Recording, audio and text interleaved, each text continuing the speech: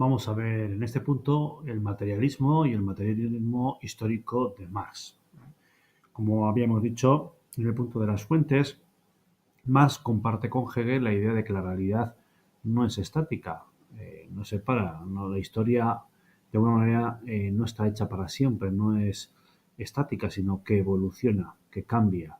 Algunos dirán que va a mejor. Y este proceso dinámico y cambiante es obra de o es consecuencia de las propias contradicciones del sistema que obligan a una realidad nueva.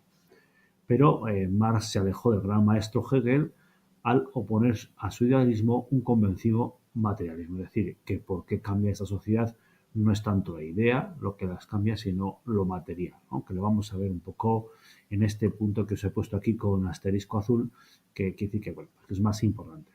Dice, ¿este materialismo en qué consiste? Consiste en defender que no son las ideologías, las ideas, que no son las ideas, la idea de o la cultura o la idea de un dios o la idea de que somos los mejores o lo que fuera, la que determina una realidad concreta.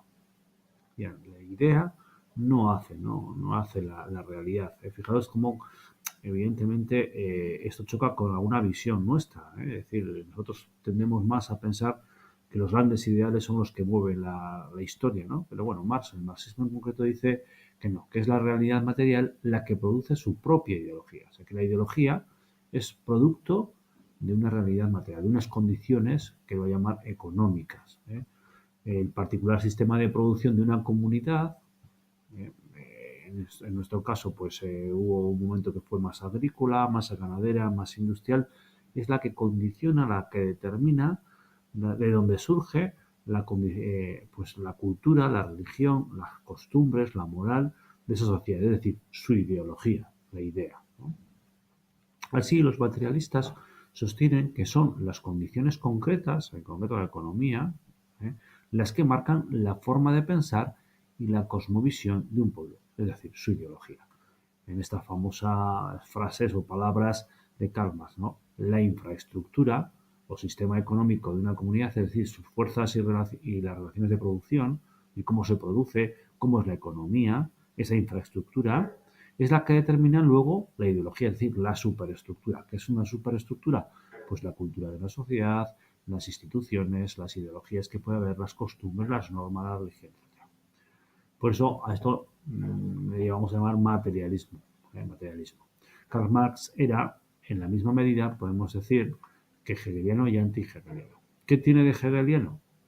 Pues en que entiende que la concepción de la historia es producto de un devenir histórico como resultado de un proceso dialéctico, que luego vamos a ver qué es eso del proceso dialéctico, ¿no?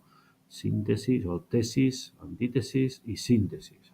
Bueno, y era anti-hegeliano porque no interpretaba ese proceso de cambio, ese avance en la historia, como producto de una idea, como producto de una ideología, sino como la oposición y la superación de diferentes sistemas de producción y de bienes materiales. ¿Vale? Por este motivo, el marxismo es considerado por una parte materialismo, porque se centra en la infraestructura, es decir, en el sistema económico, y dialéctico, pues porque de alguna manera se refiere al devenir histórico, esa idea pues más de Hegel.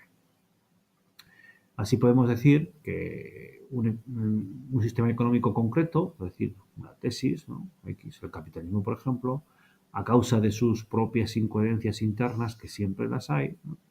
De sus problemas, genera su propio opuesto, su negación, su antítesis. Y de ese enfrentamiento surge otra situación social, económica nueva, que a su vez esa nueva situación se convierte en tesis, en otra tesis, que tiene su antítesis y una nueva síntesis. A su vez, esa nueva síntesis pasa a ser tesis, que tiene su antítesis y tiene su nueva síntesis. Si aplicamos este concepto de materialismo histórico al capitalismo, de alguna manera es la pretensión del marxismo, ¿no? Es decir, analizar desde este parámetro la realidad social, ¿no? Además con una pretensión científica, ¿no? Si recordáis el otro en un punto hacíamos una crítica de esta pretendida cientificidad del marxismo, ¿no? Bueno, según los marxistas, ha de servir tanto para descubrir las leyes y los mecanismos que regulan el desarrollo histórico como para prever el futuro, ¿no? Si nos fijamos en el capitalismo como tesis, dice que el materialismo histórico descubre cuáles son las contradicciones del capitalismo. ¿Y cuáles son esas contradicciones? En las relaciones de explotación que existen, por una parte, por los dueños de los medios de producción, los proletarios, perdón, los propietarios, y los que solamente poseen su propia fuerza de trabajo, el proletariado, ¿no? Los obreros conscientes, una vez que toman conciencia de que están explotados, y pues toman el poder de alguna manera e instauran la dictadura del proletariado, la antítesis, ¿vale? Y de ahí surge una nueva situación económica que en este caso va a ser el comunismo, que es una síntesis.